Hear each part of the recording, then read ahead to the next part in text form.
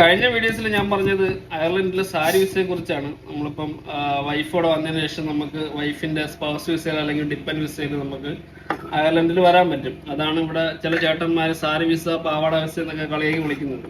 അപ്പൊ സാരി വിസയിൽ അല്ലെങ്കിൽ പാവാട വിസയിൽ അയർലൻഡിൽ വന്നു കഴിഞ്ഞാൽ നമുക്കുള്ള ഉപയോഗങ്ങൾ എന്ന് പറഞ്ഞു കഴിഞ്ഞാൽ ഇവിടെ 2019 മുതൽ അയർലൻഡിൽ വരുന്ന സ്പൗസിന് ഇവിടെ വർക്ക് ചെയ്യാനുള്ള അനുമതി ഇവിടുത്തെ ഗവൺമെന്റ് കൊടുത്തിട്ടുണ്ട്. അപ്പൊ ഹോട്ടൽ ഫീൽഡ് അല്ലെങ്കിൽ ഹോസ്പിറ്റൽ ഫീൽഡിൽ വർക്ക് ചെയ്യുന്ന സ്പൗസ് ആണ് പറഞ്ഞെങ്കിൽ അവർക്ക് പെട്ടെന്ന് ജോലി കിട്ടും. ബാക്കിയുള്ള പ്രൊഫഷൻസിനൊക്കെ ജോലിയുണ്ട്, പക്ഷെ ജോലി സാധ്യത കുറവാണ്, കുറച്ച് ടഫാണ് ജോലി കണ്ടുപിടിക്കാൻ വേണ്ടിയിട്ട്. അപ്പൊ ഹോസ്പിറ്റൽ അല്ലെങ്കിൽ ഹോട്ടൽ ആണെങ്കിൽ അവർക്ക് പെട്ടെന്ന് ജോലി കിട്ടാൻ എളുപ്പമാണ് ഇവിടെ. പിന്നെ ഫാമിലിയായിട്ട് താമസിക്കുമ്പം രണ്ടുപേർക്കും ജോലി ഉണ്ടെങ്കിൽ മാത്രമാണ് നമുക്കിവിടെ റെന്റും ബാക്കി എക്സ്പെൻസും കാര്യങ്ങളെല്ലാം കഴിഞ്ഞ് നമുക്കിവിടെ എന്തെങ്കിലുമൊക്കെ ചെറിയ സേവിങ്സ് കിട്ടുന്നത്. അവിടെ അയർലൻഡിൽ ഉള്ളവർക്കറിയാം.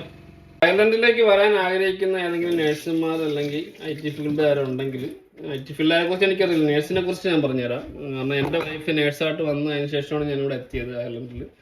അപ്പോൾ നേഴ്സുമാരാണെങ്കിൽ അത് ആദ്യം ചെയ്യേണ്ടത് OET അല്ലെങ്കിൽ IELTS ക്ലിയർ ചെയ്യുക എന്നുള്ളതാണ്. അത് കഴിഞ്ഞിട്ട് NMBA എന്നുള്ള സംഭവം ഉണ്ട് ഇവിടുത്തെ അയർലൻഡ് ഗവൺമെന്റിന്റെ ഒരു രജിസ്ട്രേഷനാണ്.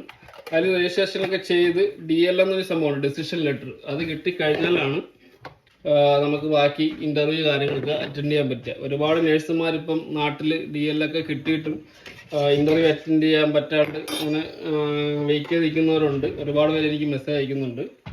അപ്പോൾ ഇതെല്ലാം കിട്ടിക്കഴിഞ്ഞതിപ്പം സത്യം പറഞ്ഞാൽ ഈ അയർലൻഡിൽ വരുന്നത് അത്ര എളുപ്പമുള്ള കേസല്ല. ഈ നേഴ്സുമാർക്കാണെങ്കിലും കുറച്ച് പാടുണ്ട്. എത്രയും പെട്ടെന്ന് വിസ കിട്ടുമെന്ന് പറഞ്ഞു കഴിഞ്ഞാൽ ഒരു 8 മാസം ടൈം പീരീഡ് ഉണ്ട്. അത് കഴിഞ്ഞിട്ടാണ് അവർക്ക് വിസ എല്ലാം കിട്ടി വരുന്നത്. ക്രിട്ടിക്കൽ സ്കിൽ വർക്ക് പെർമിറ്റ് കിട്ടുന്നവർക്കാണ് സ്പൗസിനെ എത്രയും പെട്ടെന്ന് കൊണ്ടുവരാൻ പറ്റും. എത്രയും പെട്ടെന്ന് പറഞ്ഞാൽ 3 മാസം കഴിഞ്ഞ് കഴിഞ്ഞാൽ സ്പൗസിനെ നാട്ടിൽ നിന്ന് കൊണ്ടുവരാനുള്ള പ്രോസസ്സ് സ്റ്റാർട്ട് ചെയ്യാം. പിന്നെ ജനറൽ വർക്ക് പെർമിറ്റ് വരുന്ന ഹെൽത്ത് കെയർ അസിസ്റ്റന്റ്മാരുണ്ട്. അപ്പോൾ അവർക്ക് കുറച്ച് പാടായിരിക്കും. അവർക്ക് എനിക്ക് 1 വർഷം കഴിഞ്ഞാലേ കൊണ്ടുവരാൻ പറ്റുള്ളൂ. അവരുടെ സാലറി സ്കെയില് 30,000 യൂറോയ്ക്ക് മേലെ പെർ ഇയർ കാണിക്കണമെന്ന് തോന്നുന്നു. അത് കഴിഞ്ഞാലാണ് അവർക്ക് വരാൻ പറ്റുക.